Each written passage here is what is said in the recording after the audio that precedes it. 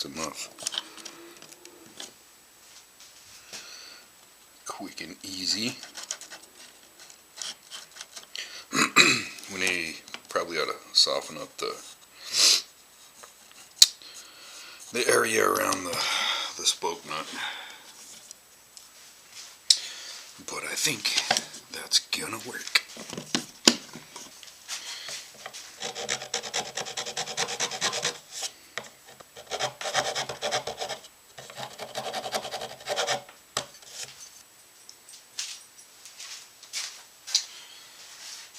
Alright.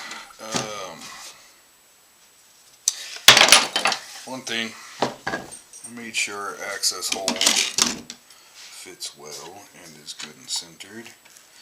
And with the board tightened down to it, it'll move freely. And then I clamped it in place and double checked with my calipers to make sure that that board is absolutely centered on that neck. Now, with it clamped in place,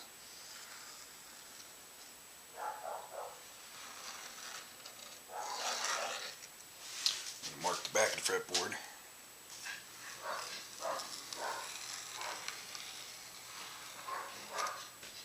Next step is to cut it, put it back on here, and flush trim it to the neck. It's part of the reason we left some meat here.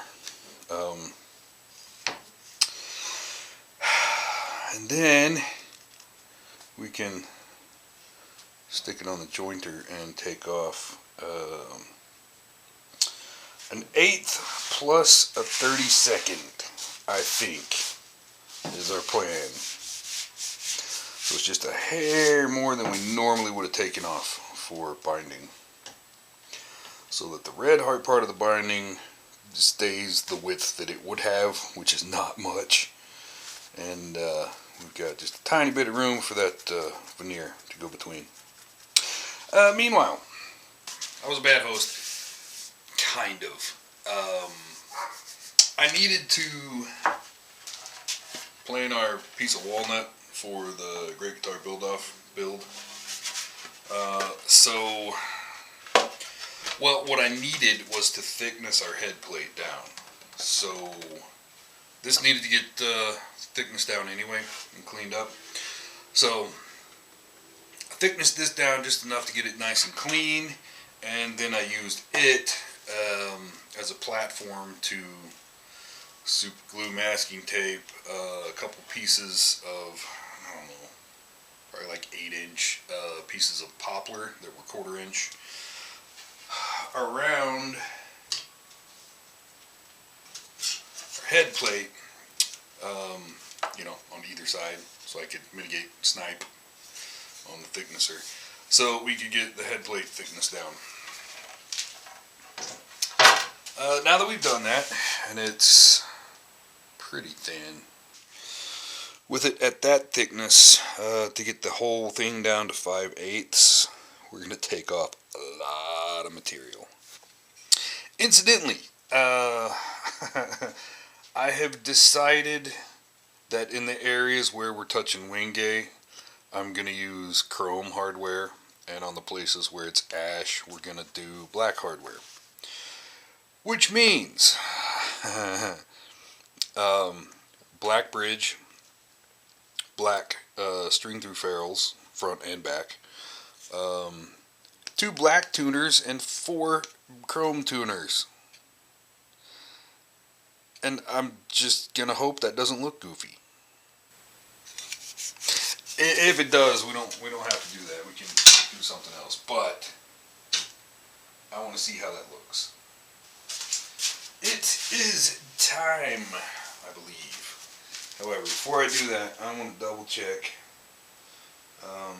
my center line on the ends, because they're off just a tiny bit, and I want them to line up with the center marks that I've got everywhere else. Because right now I can use calipers to make sure that it's overhanging the exact same amount. Once we trim that, we don't have that anymore. I had tried to transcribe my top line over the edge and it got off just a tiny bit. Partly because of difference in width in drawing instruments, but now I have a tiny white mark that is perfectly in line with the blank center line. Same thing down here. Anyway, installing.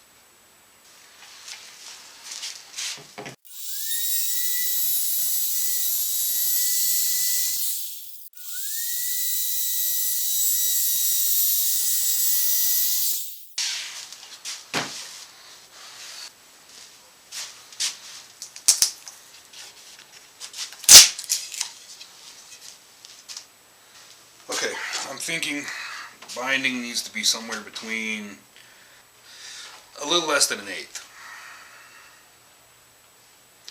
or maybe right at 1/8. I did my best to draw me some lines to work to, but you know, with that tight of precision, it's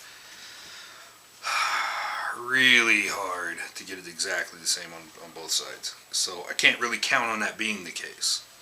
So I drew us the center line as best I could, so we've got something to reference off of. But more importantly, we're going to make sure we do the same number of passes on both sides on the jointer.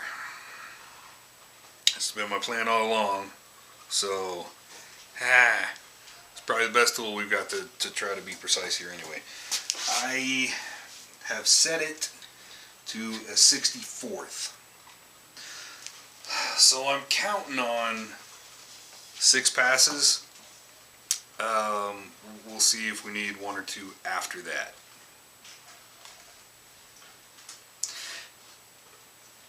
Yeah.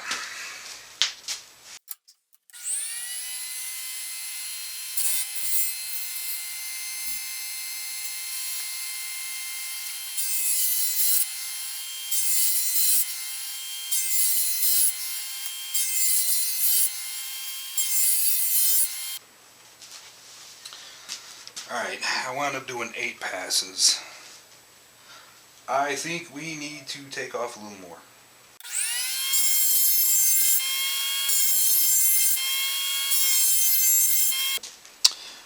This is better, but it's still really tight. For us to do wood binding with a piece of veneer in there as well, it's going to be, oh my god, near paper thin. That is just not much of a shelf. If it rounds just a little bit, it'll just disappear. Maybe that'll do.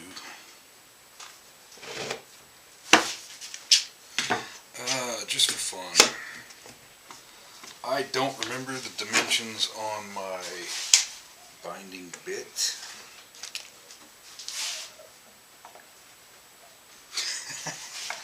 We are the tiniest paper thin hair more than the bit, which is kind of what I was shooting for. Yeah, okay. Alright, I'm happy with that. I know if the binding is as wide as the bit normally cuts a channel for, it'll be just fine. So just a tiny hair more than that is even better. So we get the width I wanted, plus a little tiny extra for the veneer. Well, that wasn't nerve-wracking or anything. I really and truly hate this part. But if I don't do it, then I don't have a logo, and I don't have a bone. I was about to draw out the bone, and I realized, I need to do the logo as well. So, it's coming out of the same stock. Got to use the same tools. Might as well just do them both. Now, in the past, I think I have pretty much always used masking tape, which makes it a lot harder to see. This time I'm using Scotch tape, but if you can make that out, it's a start. And now I really miss the lighting over there.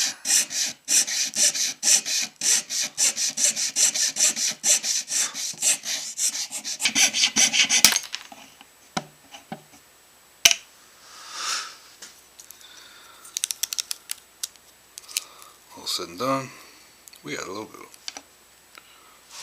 Hilariously, that kind of works too. Then it's time to build a bone. Alright, I may not cut it out tonight, but we can at least get it drawn. Big old sloppy mess. Yeah.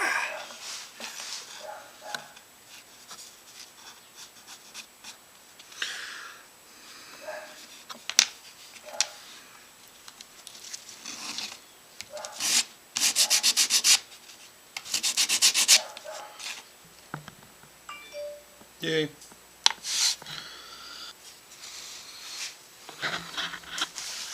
And it'll get inlaid right about there, I think.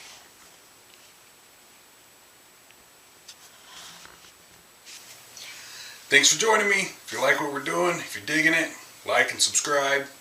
Catch you next time.